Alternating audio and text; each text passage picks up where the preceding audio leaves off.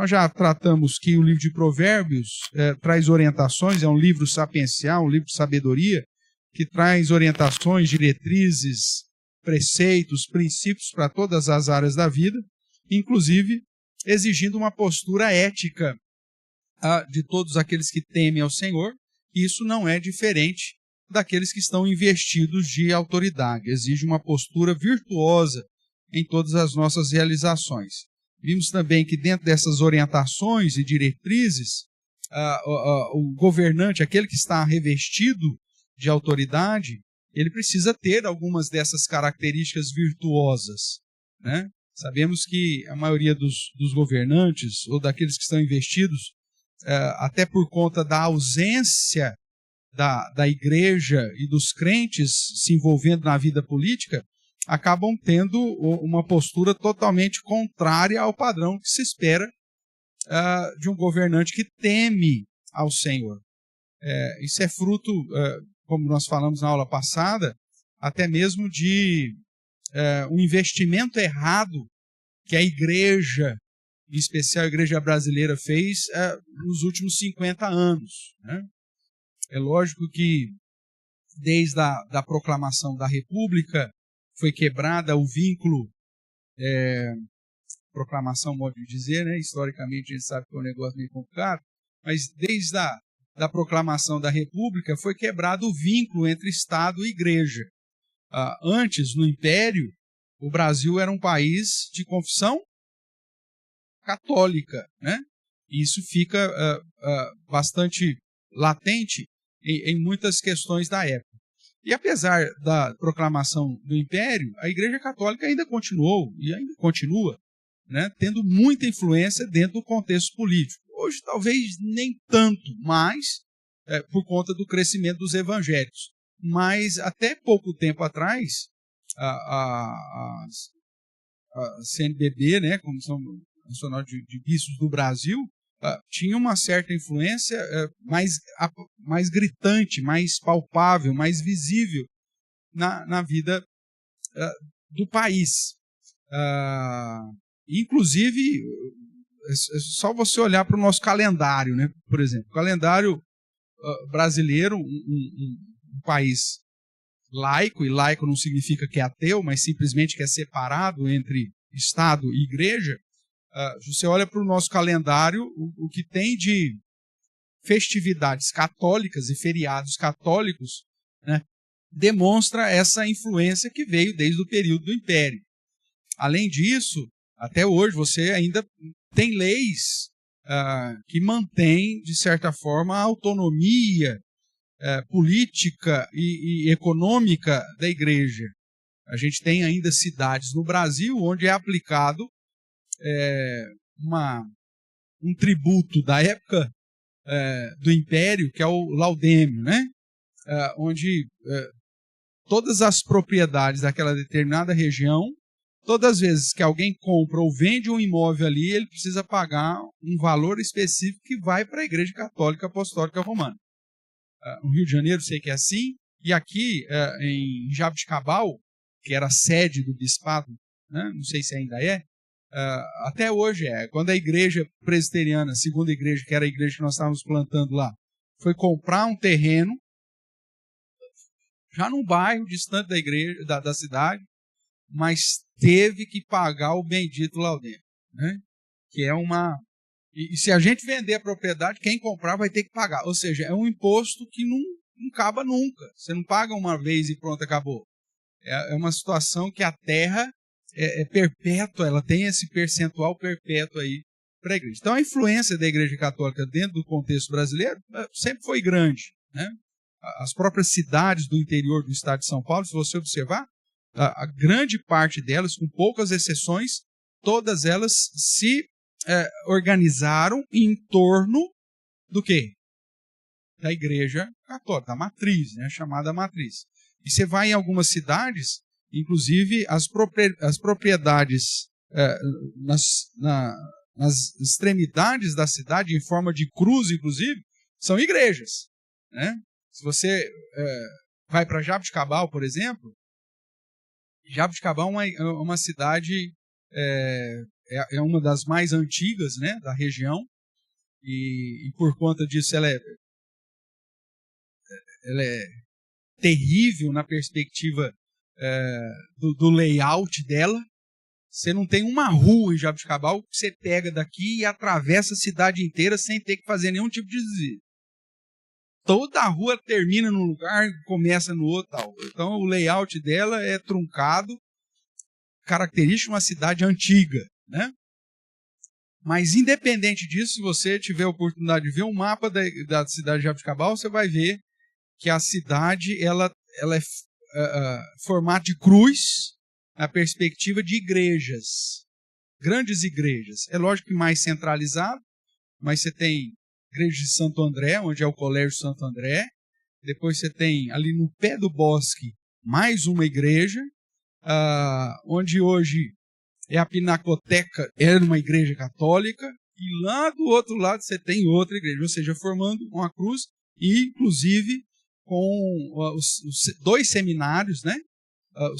O convento das Carmelitas dos Pés Descalços e o seminário de formação de padres, também em situações opostas na cidade. Veja, então toda a estrutura demonstra essa influência da igreja, né, sobre o governo e sobre o Estado. Se a gente pensar ainda dentro desse contexto, nós vamos ver que o nosso país ainda é muito influenciado e quando olhamos para o Império, o próprio Tratado de Livre Comércio e Navegação, assinado entre Portugal e Inglaterra em 1810, você tem ali vários instrumentos no tratado que apontam para fortalecimento da Igreja Católica em detrimento da Igreja Protestante, uma vez que os ingleses tinham confissão protestante. Então, os ingleses não podiam, por exemplo, plantar igrejas no país, e se tivesse igreja, tinham que ser só para ingleses, com os trabalhos sendo dirigidos na língua inglesa, e os templos não poderiam ter características de templo, não podia ter torre, não podia ter sino, não podia ter cruz, e os pastores, né, não podiam usar vestimenta que o caracterizasse como clérigo. Então não podia usar gola clerical mesmo protestante, e muito menos batina ou toga, para não confundir com padre. E por isso que dentro do contexto histórico do Brasil, de um modo mais fortalecido, a igreja protestante ela perde um pouco das características arquitetônicas de um templo. Por exemplo, é o nosso aqui, né? Estou num caixote aqui. Como também perde características internas, né? É lógico que agora a gente pode trazer de volta algumas dessas práticas, mas dentro da perspectiva do governo foi impedida. Então, dentro dessa influência romanista e depois com a República de separação entre igreja e Estado, a gente sempre teve problemas, né? É lógico que alguém vai dizer assim, mas a própria proclamação da República só foi possível porque a igreja protestante se aliou à maçonaria na época para dar esse, como todo mundo gosta de dizer, né, golpe ao império e tal. Sim, os fracos se unem de certa forma, né? Você está levando burdoada de todo lado, você vai juntar uma turma que pelo menos vai engrossar o grito.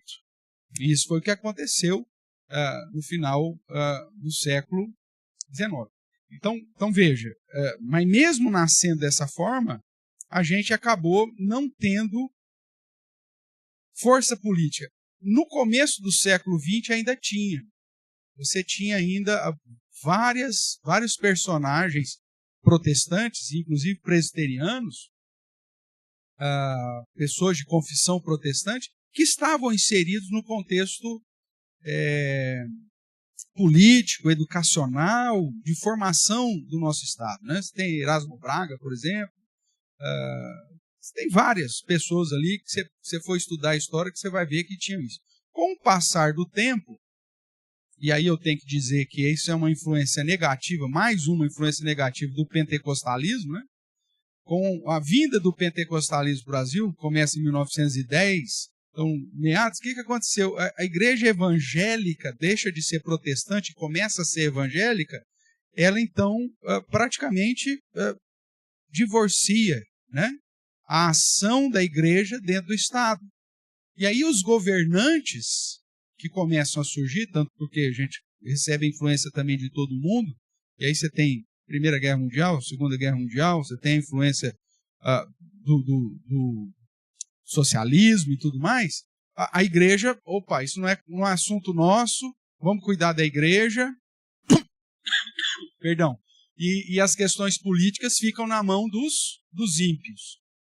A gente meio que voltou ao padrão lá de Gênesis, que os descendentes de Adão, né, se preocupavam em louvar o Senhor, de tempos em tempos apresentar uma adoração ao Senhor, enquanto que os descendentes de Caim construíram as cidades, as indústrias, né, a fundição, a própria questão artística. Você vai ver lá que há uma distinção, né? E mais ou menos a igreja brasileira fez isso. Política é coisa de ímpio, não é coisa de crente, né? E aí a gente acabou vendendo a nossa parcela, né, nesse sistema, onde poderíamos influenciar positivamente, deixando na mão daqueles que realmente não temiam a Deus. E hoje ainda colhemos fruto disso. Se a gente for pensar em democracia, nossa democracia é recente, ainda é uma criança propriamente, né? Não tem maturidade. Agora, de alguns anos para cá, é que começou a se ter de novo uma discussão de como que a igreja ou de como os crentes podem de fato influenciar, principalmente os históricos. Por que eu digo os históricos? Porque o pentecostal, no meio desse caminho, eles aprenderam com os neopentecostais que ter gente na política trazia benefício para eles. Então você vai ver que a partir, então, mais especificamente do final da década de 90, começo dos anos 2000, a própria igreja evangélica começou a eleger os seus representantes. Problema, eram crentes e políticos. E uma coisa estava no extremo da outra.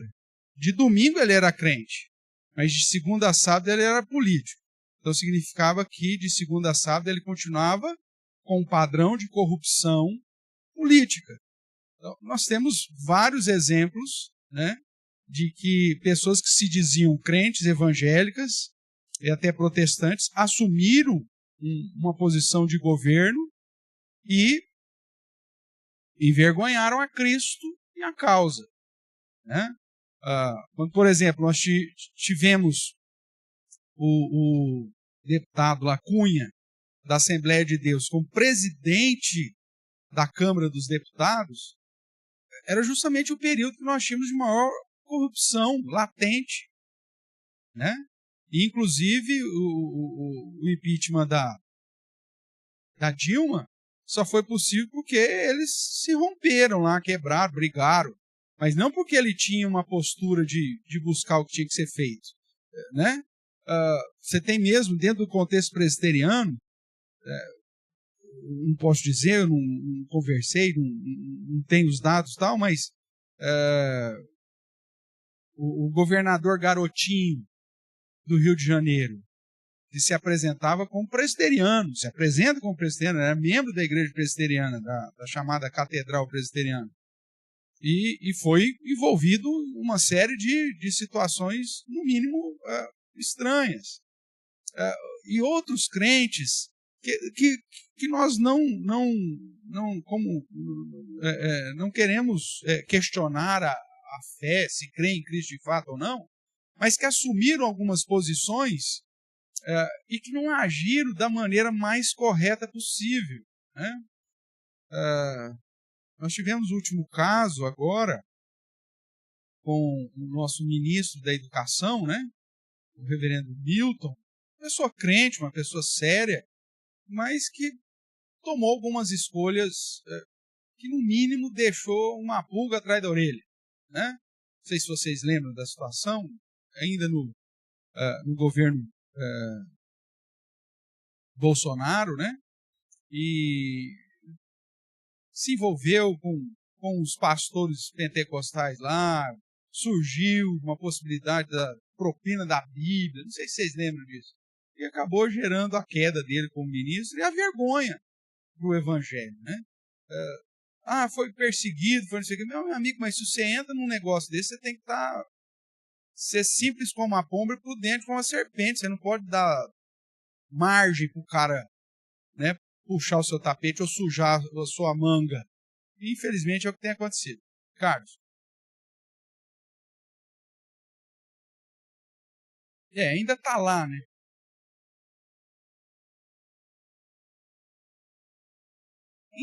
Então, cara, algumas decisões que a gente fala assim, puxa vida, será que isso está relacionado a algum interesse do cara, né? Então, nem foi. Então, presbiteriano, pastor presbiteriano. Então, mas isso é fruto, irmãos, que eu estou te falando, de um hiato, de uma ausência da igreja em preparar, né, a sua juventude, isso lá atrás, para que glorificasse a Deus, inclusive na política. E a gente está super atrasado. Nós não temos nenhuma postura, e não estou tratando da questão política, estou tratando da questão de influência positiva. Quando você olha para a Reforma Protestante, e quando você olha em especial para Calvino, né, e o Consistório de Genebra, os caras conseguiram construir uma sociedade padrão, que é a base, padrão para a sociedade ocidental hoje. E dentro de uma visão extremamente bíblica, numa cosmovisão que ficou conhecida na história como calvinista, porque calvinismo não trata só de salvação, você vê ali Genebra se transformando num modelo. Alguém até disse, né? O céu na terra, porque o padrão de realizar a questão da justiça, a questão do amparo ao estrangeiro, ao órfão, à viúva, a construção de hospitais, até mesmo de escolas, o próprio sistema penal, né, penitenciário, que foi organizado naquele contexto, é algo que saltava os olhos como, meu Deus, é possível, né? E isso é motivo até hoje de vários temas de doutorados, né? Não só na área teológica, mas principalmente na área sociológica, daquilo que foi feito lá. Tem um escrito, né? São dois, na verdade, que foram traduzidos e editados pela nossa editora, ainda quando era Casa Editora Presbiteriana, quando era a CEP, né? Que é o André Bielê, que é o pensamento econômico social de Calvino. Ele é aquele negócio, meu Deus do céu, dá isso na mão do prefeito, pega para o cara ler esse troço aqui e colocar, né? A igreja funcionava como um departamento social fantástico. E você tem outros livros também relacionados a essa cosmovisão calvinista. Quando você olha também, como eu disse, lá no início do século XX, você tem, posso me falar o nome, sou ruim disso, mas Schaeffer, né, que foi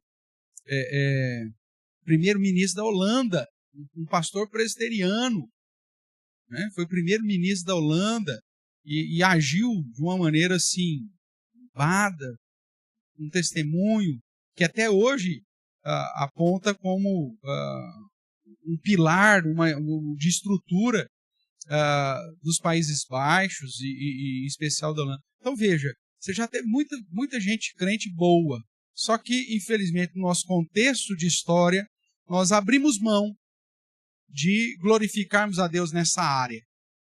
E isso reflete aquilo que falamos a semana passada,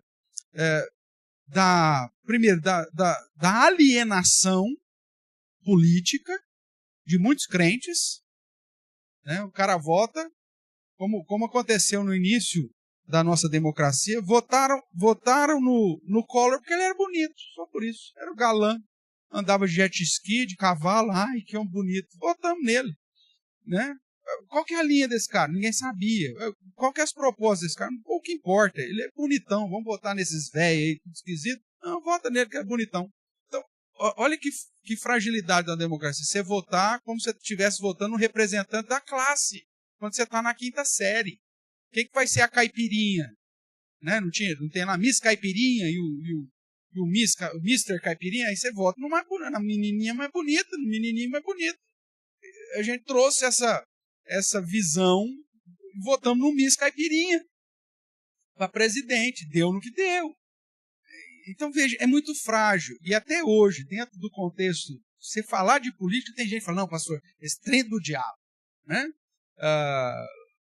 Aquela piada clássica, né? Democracia. O nome já diz. Né? É do demônio. Mas mal sabe que vem do termo grego. Né? Mas a simplicidade, que às vezes é característico, em especial em alguns nichos evangélicos, conduz a algumas aberrações dessa. Então as pessoas fogem. Ou se votam sem saber, ou simplesmente não vou votar. Vou colocar nas mãos de Deus. É Deus que cuida de tudo. Meu amigo, a soberania de Deus não exclui a minha responsabilidade pessoal. Se na soberania de Deus, Deus permitiu você viver num sistema onde o seu voto é válido, é um desrespeito com a soberania de Deus negligenciar a prática do seu voto ou fazer votar de um jeito que não o glorifique. É isso que a igreja precisa entender. E aí ela precisa buscar e ver a essência, a inclinação. Hoje nós estamos polarizados entre direita e esquerda, e veja, mais uma vez já voltou para a 5ª série. Eu lembro quando eu estudava na quarta, 3ª série, ainda no colégio Nomeline, lá na cidade de Barretos, antigo Cirandinha, né? Nós tínhamos ali os jogos internos, e aí se elegia a comissão lá, né? Tal. E eu lembro que, como eu era pequeno, o que os maiores faziam? Eles tinham a chapa para ser a presidência, a diretoria do conselho de alunos. Geralmente era o pessoal já da ia até a 8ª naquela época, da 7ª à 8ª série. Como ele queria os votos dos pequenininhos, o que eles faziam? Eles punham a chapa deles, eles punham uma figura de um desenho animado. Ok? Então, vamos lá. Chapa A, tinha lá o Zezinha, a Joaninha e mais não sei quantos. Então, o pessoal do fundamental sabia quem era e votava em quem queria. O pessoal que era do primário, lá do antigo primário, você não conhecia os meninos. Então, você votava no quê? No desenho que ele trouxe para a chapa dele. Tinha o pessoal do Pato Donald, tinha o pessoal do Mickey Mouse e tinha o pessoal do Pluto. Pronto. A gente voltou para isso. Nós estamos na fase adulta, mas ainda votando segundo uma imagem que foi associada, mas que não reflete o que o determinado infeliz lá, que é o candidato, ou que o partido dele defende. E a gente fica ainda votando, ou no Pato Donald, ou no Mickey e no Pluto. Mas quem está por trás do Pato Donald, do Mickey e do Pluto? Qual que é a essência daquele partido político ou daquela figura política? cristão ele não se preocupa com isso. E joga nas costas de Deus ainda. Ah, Deus é soberano. É lógico que Deus é soberano, mas não exclui a sua responsabilidade pessoal de cumprir. Então, quando nós estudamos esse assunto, irmãos, é para nos despertar não só para as características de um governante que glorifica a Deus, mas, ao mesmo tempo, nos conduzir a refletir sobre a nossa maturidade política. Será que realmente nós temos um conhecimento que nos permite votar além da imagem que está se apresentando? Se é do Pateta, se é do Pluto, se é do Pato Donald, do Mickey, ou se é da Malévola? Não sei. Será que a gente consegue enxergar além disso? Ou a gente está votando como o pessoal do primário, da quinta série, né? No Miss Caipirinha, mais bonitinho. Então, tem que tomar cuidado com isso. E isso faz parte de uma vida que glorifica ao Senhor. Nós já estudamos semana passada e vimos que as autoridades, dentro da visão de Deus, seja no executivo, no legislativo ou no judiciário, é obviamente que quando o provérbio foi escrito não existiam esses poderes, mas quando ele trata da figura do governante ou do rei, ele vai dizer que o rei está ali para governar, está ali para legislar e está ali para julgar. Então, de certa forma, a ideia dos três poderes está embutido dentro do padrão que a Bíblia vai nos apresentar sobre as características virtuosas daqueles que devem governar.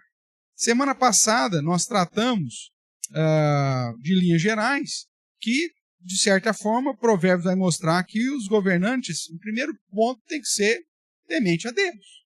Depois, postura ética, né? Eles precisam ser honestos, justos, verdadeiros, fiéis. E a postura, talvez emocional ou psicológica, eles precisam ser equilibrados. Porque um governante maluco vai fazer maluquice, isso é óbvio. E na história, nós vamos ver isso acontecendo principalmente no período dos impérios. Quando você olha para o Império Romano, você vê momentos de alto e baixo, dependendo de quem era o imperador. E passou ali uns quarta-feira daqueles assim, em grau, né? Em último grau, loucão mesmo, maluco mesmo, e que colocou tudo a perder. Então, cuidado. Diante disso, vamos lá. Nós trabalhamos aqui que para um governo, deixa eu apontar aqui para você, é preciso ter temor a Deus. Foi isso aqui que nós trabalhamos na semana passada. Para um bom governo, os governantes precisam temer a Deus e ter sabedoria.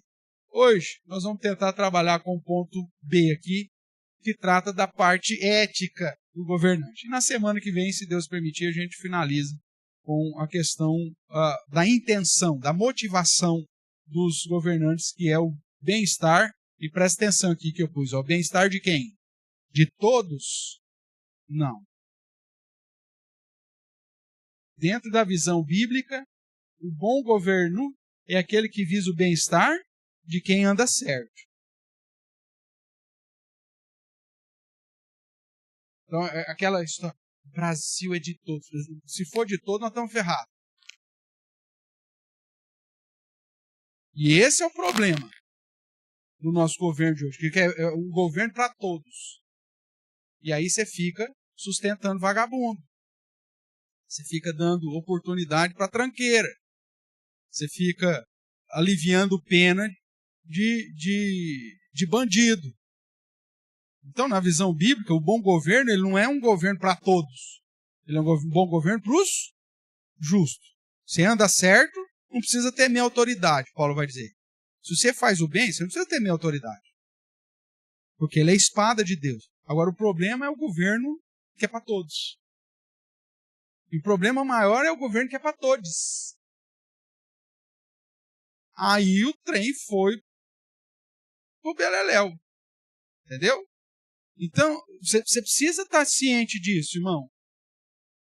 Como crente em Cristo, para glorificar a Deus dentro do exercício da sua cidadania. Então, quando você negligencia o seu voto, ou você usa o seu voto em quem não deveria votar, você está cuspindo no privilégio que a soberania de Deus te deu para exercer de uma maneira santa a postura da sua cidadania. Então, é preciso. Então, hoje nós vamos trabalhar com esse ponto aqui. Então, para um bom governo, possuir honestidade, verdade e justiça, ou seja, a ética. Nós lemos no Salmo 15, quem é o cidadão do céu? Aquele que vive com integridade, pratica justiça e de coração fala a verdade. E aí traz algumas outras práticas que são uma consequência natural disso. Então, integridade, que aqui é honestidade, a prática da justiça e a verdade, isso é essencial.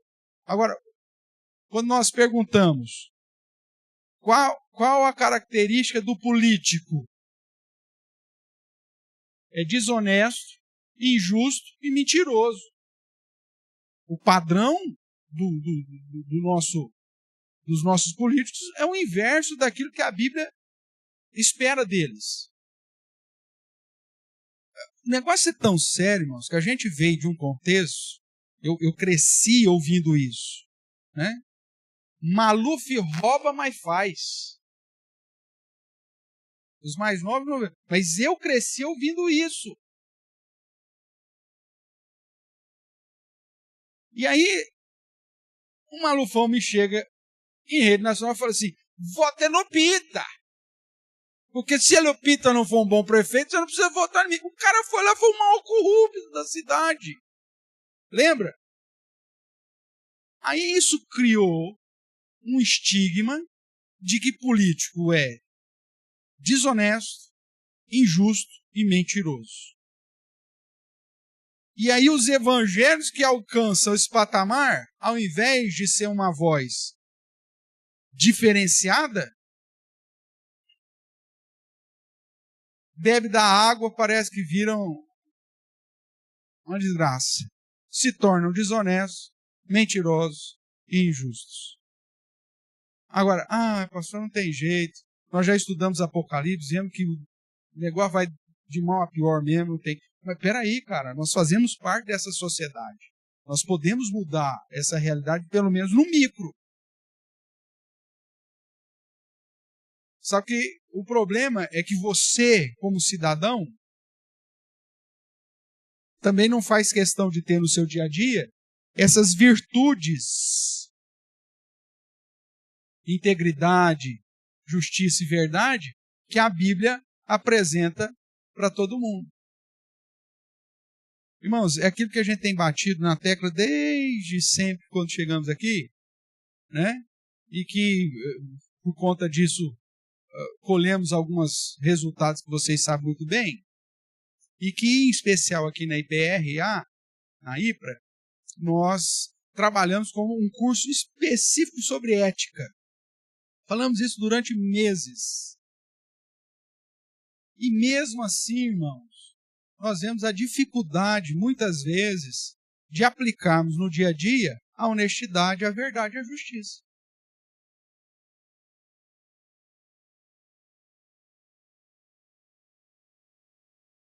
Crentes ainda pedindo falsos atestados, apresentando comprovantes fraudulentos para conseguir determinados benefícios.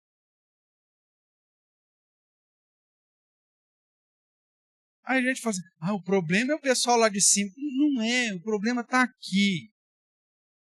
A gente não vai conseguir mudar nunca se a gente não mudar aqui. E o que é pior, a gente ensina para os nossos filhos que o padrão é eles serem espertos. E ser esperto é dar tombo nos outros.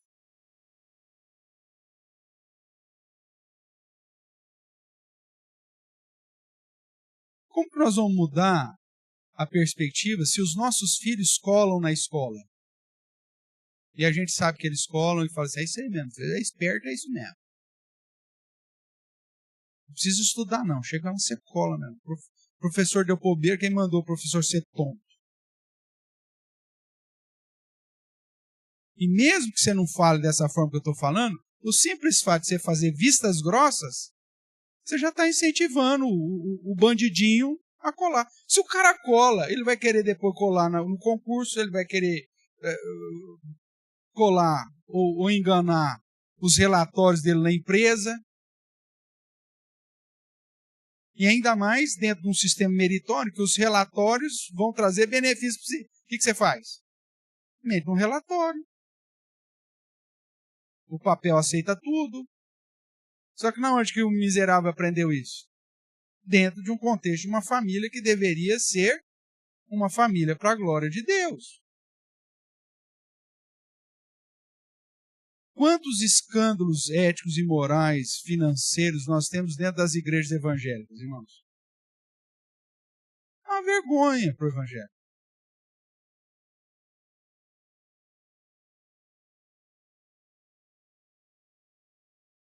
E para nós está tudo bem. Não deveria. Hoje é proibido ser honesto. Tá mais ou menos isso. É que a Bíblia já diz, né? Hoje o errado é o que está certo. Irmão, você vê isso em todos os detalhes. Você vê isso na fila de qualquer lugar que você vai. Você vê o próprio sistema burlando. Eu contei para vocês lá a situação que eu vivi na época ainda da Covid. Você está lá desde não sei de que hora, naquele bendito sol, aguardando lá o momento da vacinação. Aí a própria guarda municipal vai lá e abre uma fila secundária para os caras furarem a fila para facilitar a vida deles ou porque era conhecido deles. Aí você vai lá reclamar, o miserável tinha o mesmo nome que eu ainda. Puxa vida, que coisa. Né? E o cara falou, meu amigo, você não gostou? Vai lá na guarda e faz uma reclamação. Apresenta lá um processo. E por que o cara fala isso na minha cara? Porque ele sabe que não vai dar? Nada. Não vai dar nada. Então, uma simples fila você vê a injustiça acontecendo. Quem deveria ser o guardião da justiça agindo de uma maneira ilícita? E aí você fala assim, quer saber? Ah, é assim mesmo. Mas se todo mundo falar é assim mesmo, não vai mudar? Nunca. Você, como chefe lá do departamento, você faz vistas grossas, deixa o trem passar. Ah, quer saber? Não é problema meu. Eu só quero terminar, que bateu 5, 6 horas aqui, ó, pá, bateu o meu cartãozinho, pôr o meu dedão lá, ir embora para casa, não quero confusão. Se Deus quiser, passar logo os meus anos de contribuição aí para me aposentar. Eu? Resolver?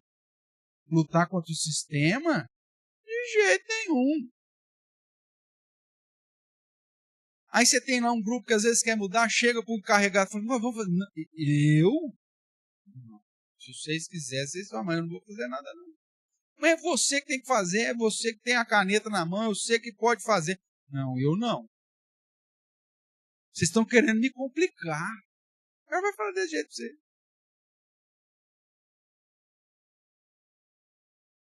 Então, irmãos, ou a gente começa a mudar de dentro de casa para gerar uma esperança para a igreja, para a escola, né?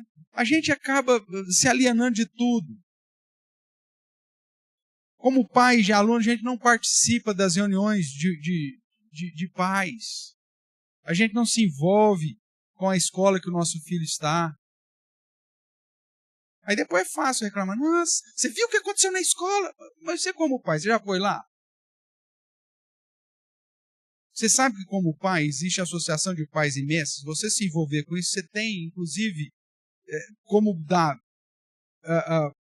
um posicionamento na gestão da escola. Ah, não, pastor, você está muito trabalho. Ah, isso aqui. Então tá, então mantém lá seus filhos lá na mão dos caras lá do jeito que você acha que tem que ser. Porque a gente não quer pagar o preço de lutar pela verdade. E sabe por que a gente não quer pagar o preço? Porque a gente acha que somos autônomos. Ah, a gente consegue. Mas o problema não é que se você é autônomo ou não.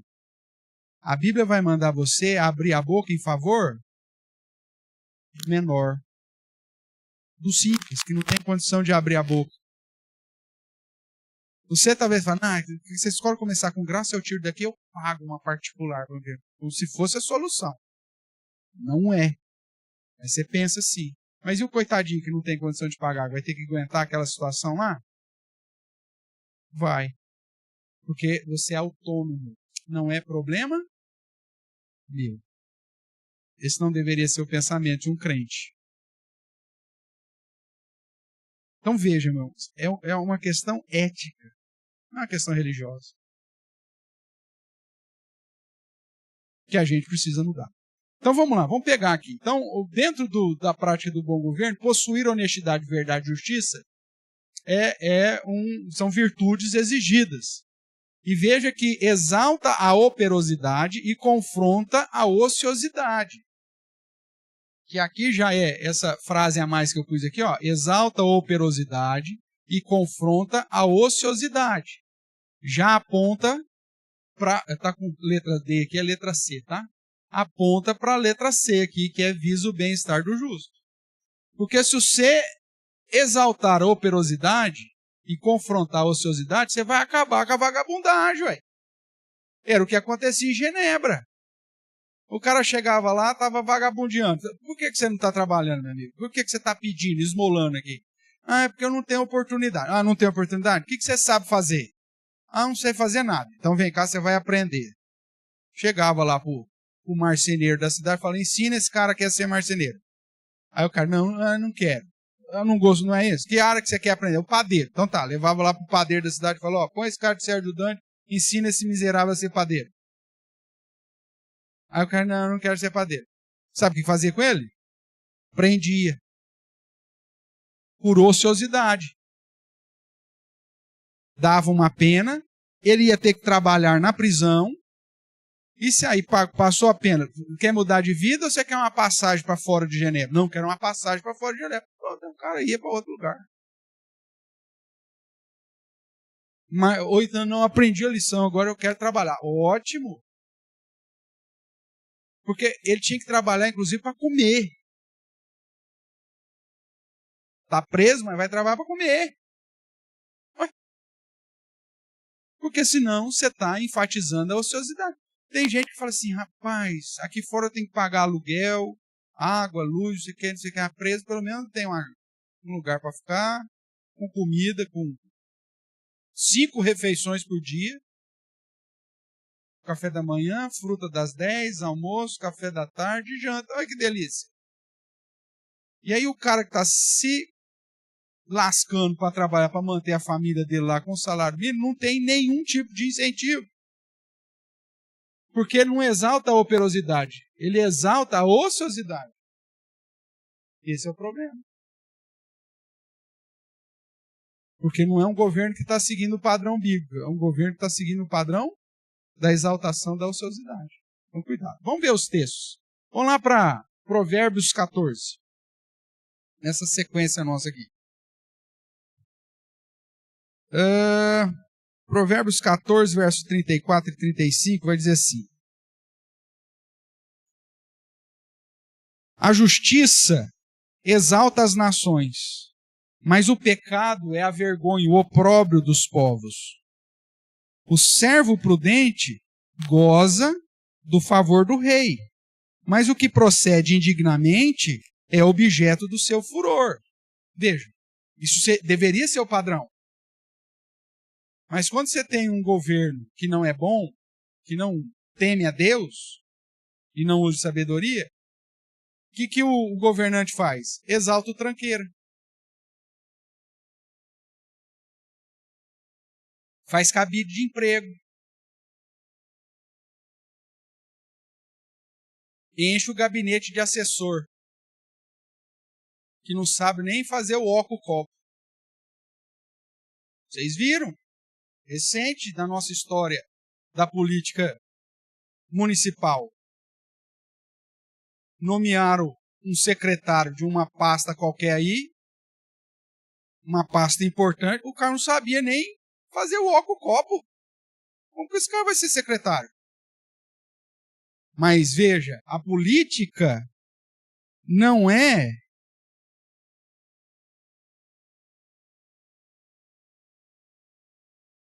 exaltar a operosidade, ou seja, fazer com que o servo prudente goze do favor do rei.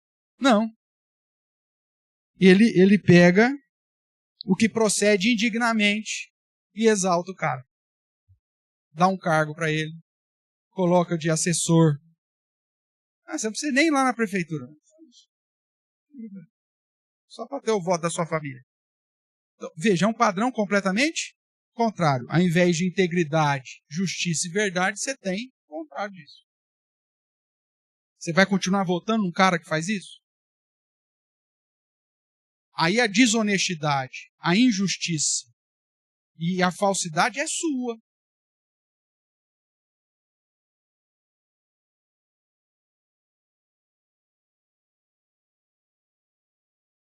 Porque você está desprezando um padrão bíblico. Tudo bem? Vamos lá, o que mais? 16, versos 12 e 13. A prática da impiedade é abominável para os reis, pelo menos deveria, né? Porque com justiça se estabelece o trono.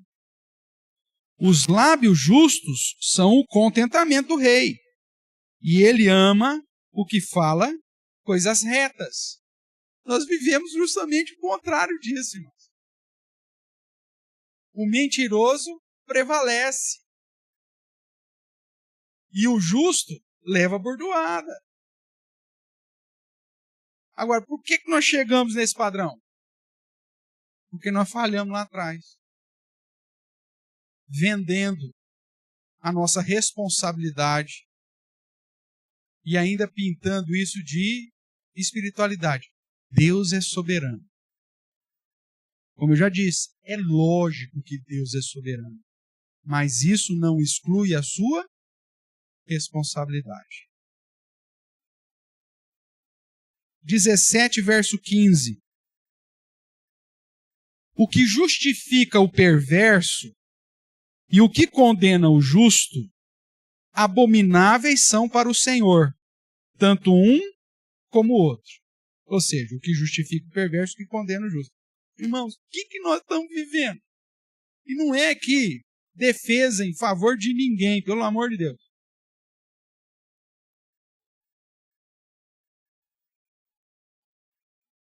Mas se você tiver um pouquinho de senso e um pouquinho de habilidade para ouvir os dois lados, você vai ter condição de entender que o que nós estamos vivendo é justamente isso.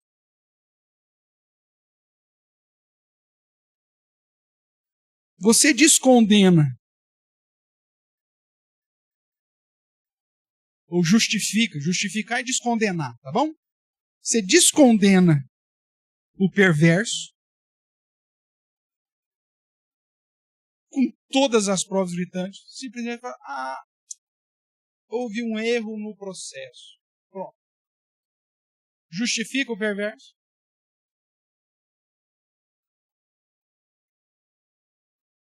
E condena o justo.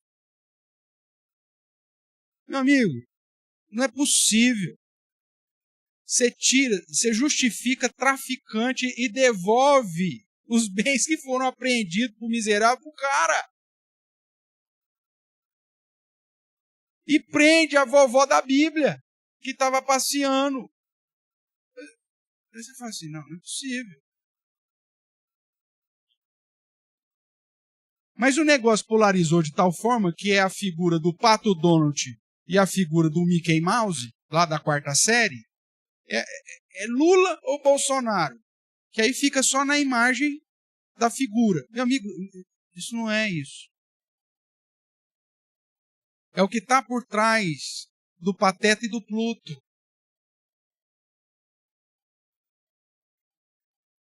Não sei se eu estou sendo claro aqui com você.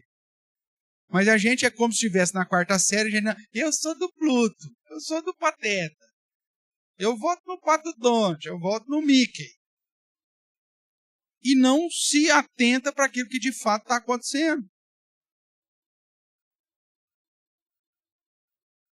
Eu sigo nas redes sociais extremistas de esquerda e, vamos dizer, extremistas de direita.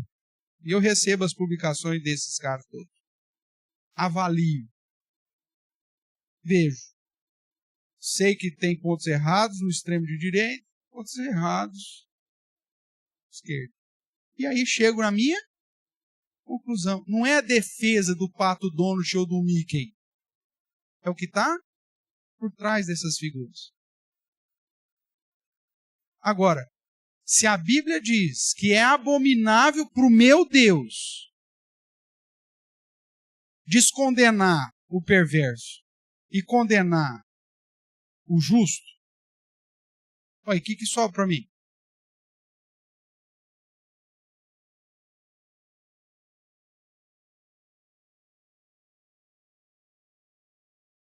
Ficar continuando defendendo o Pato Donald e o Mickey? Igual eu fazia lá na segunda série do primário? Sem saber quem que estava por trás do Pato Donald e do Mickey? É lógico que não, meu irmão. Você é adulto.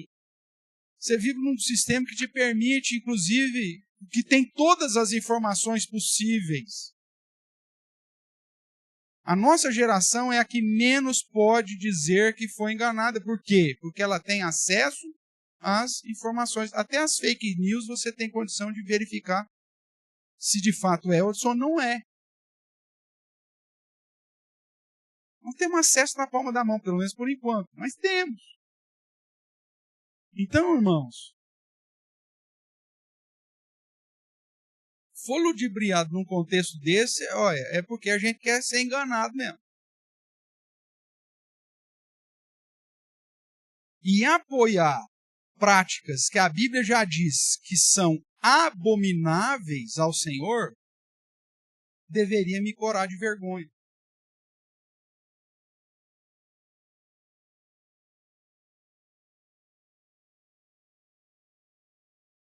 O que mais que o texto diz? Verso 23. O perverso aceita suborno secretamente. Coloca na cueca. Para perverter as veredas da justiça. Irmãos, é inumerável o número de escândalos no nosso país. De tempos em tempos você encontra em malas e malas de dinheiro. Aviões que todo mundo sabe que está levando a riqueza do Brasil para outros países.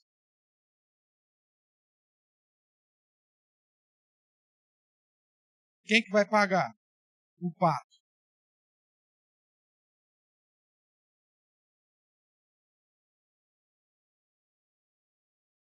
O perverso aceita suborno secretamente para perverter as veredas da justiça. É lógico, confirma isso.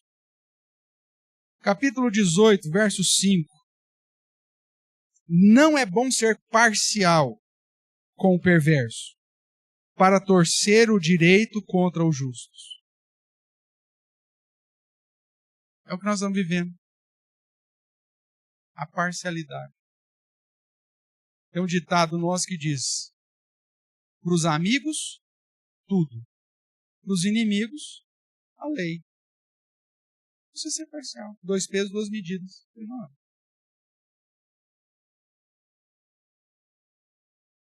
Sim. Sim. Dentro da igreja acontece isso. Você acaba agindo de uma maneira parcial. Porque é o seguinte, quando você, ao invés de exaltar a operosidade e confrontar a ociosidade, você inverte, quando você deixa de aplicar disciplina sobre o perverso, sobre aquele que precisa ser aplicada a disciplina, né? Ou seja, ao invés de visar o bem-estar do justo, você acaba exaltando o perverso, o ocioso, o tranqueira, o vagabundo, você está tirando direito de quem está fazendo a coisa certa. É simples. A gente fala, mas quando alguém rouba ou desvia verba dos respiradores na época de pandemia, ou compra de modo superfaturado. Quem que vai ficar com maior prejuízo? A população. Quando eu simplesmente libero alguém de ser ouvido. Mas por que eu estou liberando o cara de ser ouvido? Por que eu estou sendo parcial com esse perverso aqui? Quem que vai sofrer? O justo. Isso seja dentro do contexto da família. Quando você vê que um filho merece receber uma palmada e você faz vistas grossas com ele, você está prejudicando o seu filho que faz as coisas certas. Porque você vai desmotivá-lo, o cara vai desanimar, vai uma série de situações. Ele merece? O castigo merece o castigo, tudo bem. Então, o que é justo é justo. E o que é justo para todo mundo. Aí o que você acontece? Vamos pôr dentro de um contexto de igreja. Aí o conselho fala assim, ó, tem que disciplinar. Mas é filho de quem?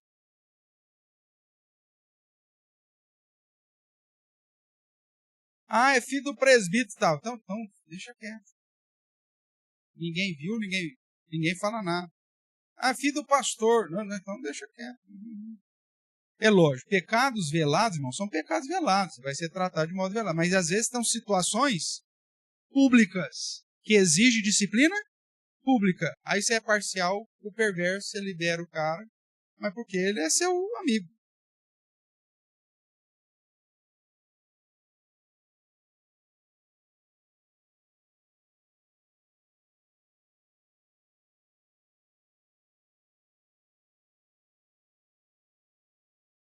No escândalo, aí no governo dele aí, um vereador, membro da nossa igreja.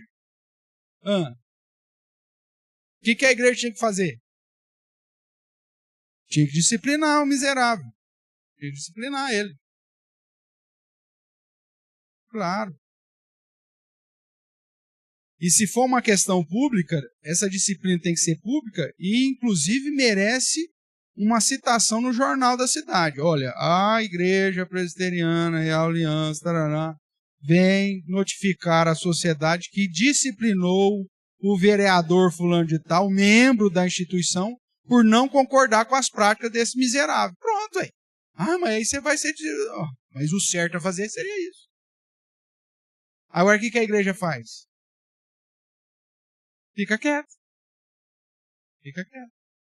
Não deveria. Vamos caminhar aqui por causa do nosso tempo. Estamos aí no 20. Capítulo 20, versos 8.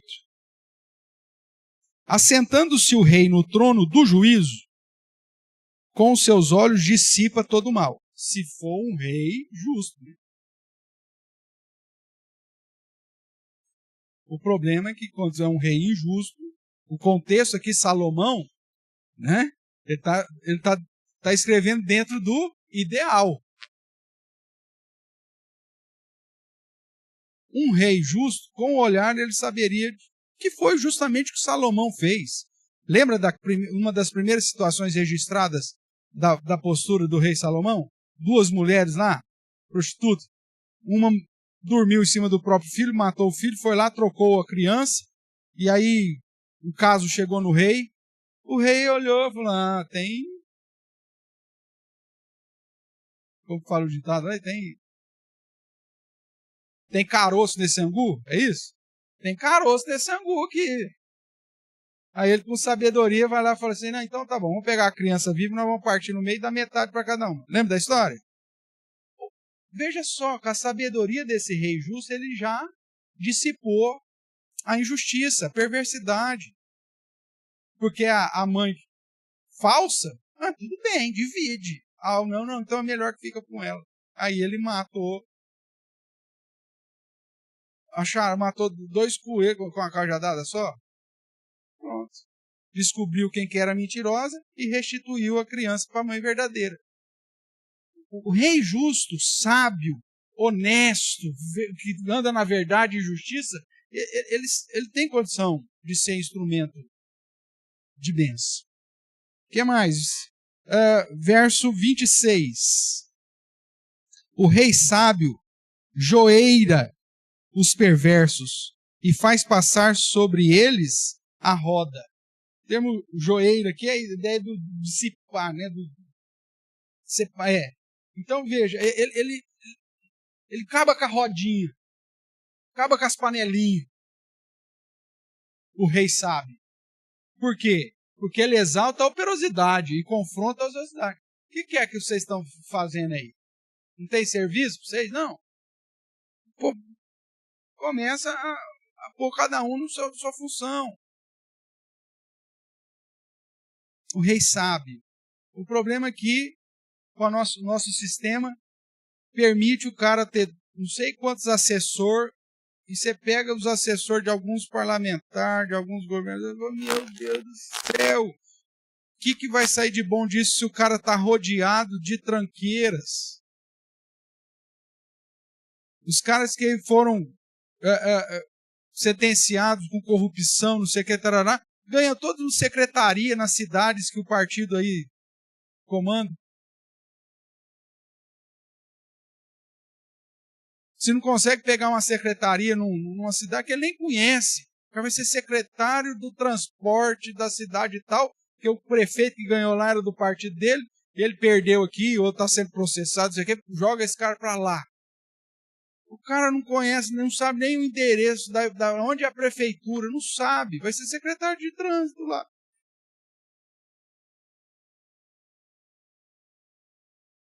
Agora o rei sábio, ele já dá um fim nesses tranqueiros tudo. É o que se espera. O que mais aí? 22, verso 29. Vês um homem perito na sua obra, perante reis será posto, e não entre a plebe. Isso é o que deveria acontecer. Exaltar a operosidade. Os cargos técnicos deveriam ser ocupados por pessoas capazes. O cara é perito naquilo que ele faz, então é esse cara que eu vou trazer para perto de mim. Vai ser posto perante os reis, ó meu amigo, você vai cuidar agora aqui. Agora, como que é feita a divisão dos cargos hoje na política brasileira? É por conhecimento? É por uma questão técnica? Não. Você é amigo dos tranqueiras. E pasme, irmãos, isso acontece em todo lugar, às vezes até dentro da igreja.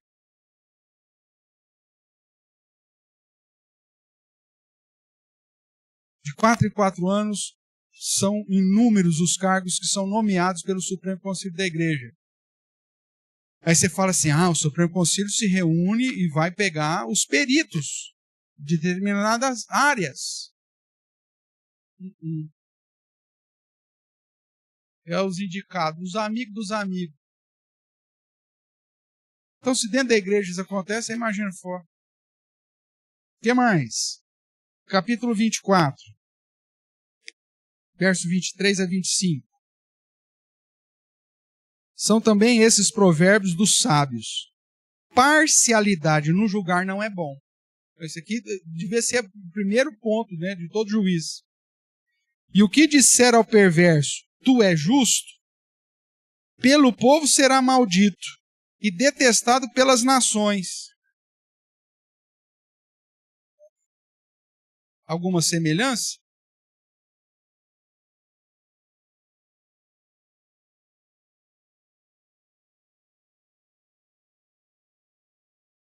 Aí entra as narrativas para tentar ludibriar. Mas o que está acontecendo é isso aqui? Ô, meu amigo, você descondenou o perverso. Está chamando o perverso de justo. O povo vai te amaldiçoar. Aí você vai lá e manda beijinho enquanto você está assistindo o jogo do time do seu coração. E alguém tira a foto de você mandando beijinho. Porque é isso que vai acontecer.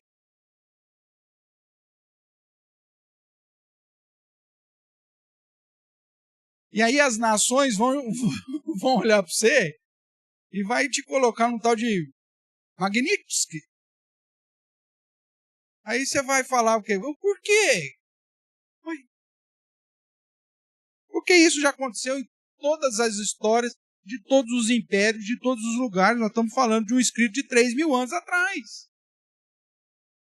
Só que tem gente que ainda não consegue enxergar isso e continua apoiando esse tipo de coisa.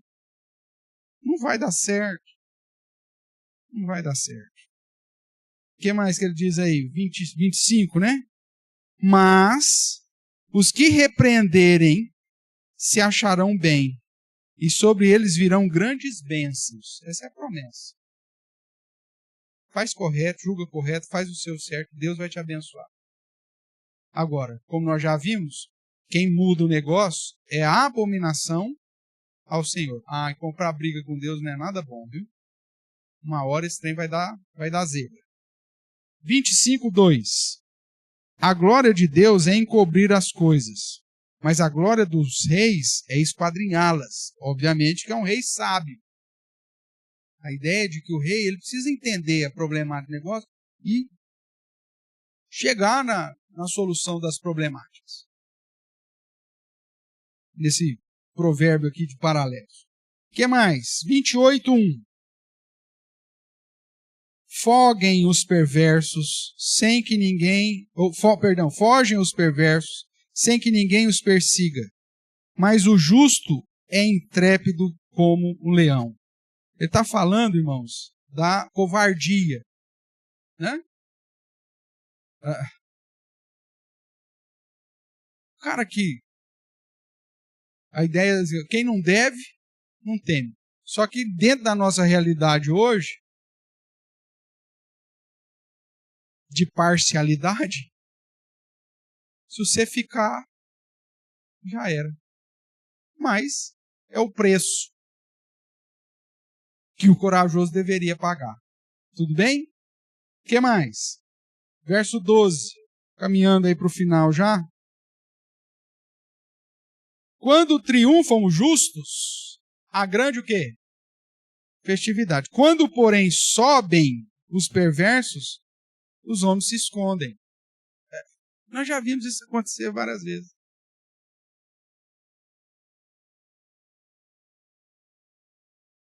E o duro de situações que você fala assim, sem transparência.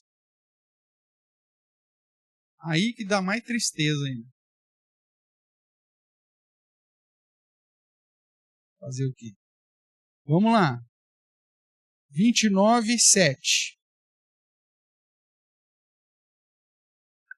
Informa-se o justo da causa dos pobres, mas o perverso de nada disso quer saber. Veja, exalta a operosidade, confrontosidade. E já apontando aqui para esse ponto, né? Visa o bem-estar do justo. Vou correr atrás daquilo que vai beneficiar o justo. Desde que ele seja pobre. Informa-se o justo da causa do pobre. Mas por que esses caras estão assim? Veja, não é para referendar posturas de ociosidade. O contexto inteiro está nos falando isso. Mas eu vou lá para saber o que aconteceu. Alguém ficou doente, teve uma crise, perdeu o emprego. Tudo bem, então vamos socorrer. Agora, o perverso, ele não quer saber resolver o problema do pobre. Para ele é melhor que o pobre continue pobre. Ok? Vamos lá, verso 12. Se o governador dá atenção a palavras mentirosas, virão a ser perversos todos os seus servos. É óbvio. Eu vou lá falar a verdade para o cara não aceita. O outro mente, aceita, vou mentir também. A liderança ela tem o poder de moldar os liderados. Começa a pegar firme com as pessoas que estão debaixo da sua autoridade. Começa a ser intolerante com a mentira, com a desonestidade, com a injustiça. De duas uma, ou o cara vai parar de fazer as palhaçadas dele, ou você vai mandar ele embora. Então, a probabilidade é assim, se você anda certo, quem está perto de você vai querer começar a andar certo também. Agora, se você dá ouvidos às mentiras, só vão chegar mentiras aos seus ouvidos. É bem isso que vai acontecer. Verso 16. Quando os perversos se multiplicam, multiplicam-se as transgressões, mas os justos verão a ruína deles. Aqui entra a soberania. Multiplicou os injustos, multiplicou aí os perversos. Estamos levando na cabeça toda hora. Tudo bem. Mas a soberania de Deus diz que esse trem não vai terminar bem, não. Uma hora Deus vai pesar a mão. E o justo vai ver isso. Essa é a nossa esperança.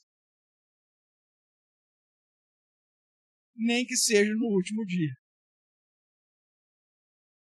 Mas essa é a nossa esperança.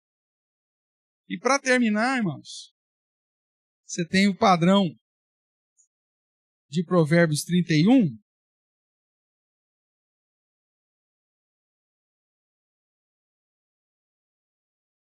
As palavras aí da mãe do rei Lemuel, que diz assim: palavras do rei Lemuel de Massá, as quais lhes ensinou sua mãe. Há quem diga que o rei Lemuel, na verdade, é Salomão, é só um jeito diferente de dizer aqui, tá? Mas vamos seguir o que está no livro. Que te direi, filho meu, ó filho do meu ventre? Que te direi, ó filho dos meus votos? Aí é os ensinamentos dela. Primeiro, não des às mulheres a tua força, nem os teus caminhos às que destroem, as mulheres que destroem os reis. Primeira coisa que a mãe vai falar para esse cara: cuidado com quem você vai casar. Cuidado com quem vai ser a sua esposa. Você, como rei, um monte de gente vai querer estar junto com você. Cuidado com as mulheres que destroem vocês. Primeiro cuidado aqui, dentro dessa postura de sabedoria, de verdade e justiça, é saber a mulher. Segundo, e essa ideia, as mulheres à tua força, não é só a questão do casamento, mas a questão da imoralidade. Né? Ou seja, não vai para a promiscuidade, para a prostituição, só porque você está numa posição de autoridade, que isso vai acabar mal. Então, o primeiro indicativo da mãe aí é o seguinte: cuidado com a imoralidade. Segundo, verso 4. Não é próprio dos reis, ó Lemuel, não é próprio dos reis beber vinho, nem dos príncipes desejar bebida forte, para que não bebam e se esqueçam da lei e pervertam o direito de todos os aflitos. Dai bebida forte aos que perecem e vinho aos amargurados de espírito, para que bebam, se esqueçam da sua pobreza e das suas fadigas não se lembrem mais. Segunda coisa, cuidado com os vícios. Um rei que tem vícios, um governante que tem vícios, um governante que é conhecido por ser cachaceiro, esse trem não vai dar certo. Ainda bem que isso não existe no nosso meio. Isso aí era o problema do Gorbachev. Lembra do Gorbachev? Isso era coisa lá da Rússia, né, da União Soviética. Nós não temos esse tipo de problema. Mas a palavra aqui, cuidado. Se você tem autoridade, você tem vício, você vai colocar os pés pelas mãos. Além da imoralidade, casa com uma mulher boa, né, não vai dar sua força para tranqueira, que pode destruir os reis. E outra, não beba. Não entre em vícios.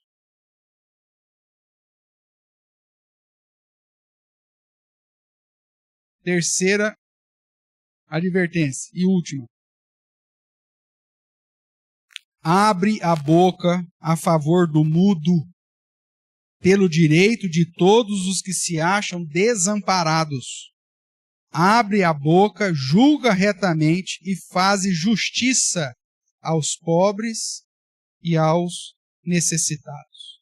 Aqui está embutido, irmãos, tudo aquilo que já foi dito de cuidado com a corrupção. Porque, como nós já vimos anteriormente, a corrupção tira o direito do justo. Se o cara, ao invés de exaltar a operosidade e confrontar a ociosidade, se ele fizer o contrário, vai trazer prejuízo para o necessitado, para o pobre, para o justo. Então, cuidado com a imoralidade, com a mulher que você está trazendo para perto de você.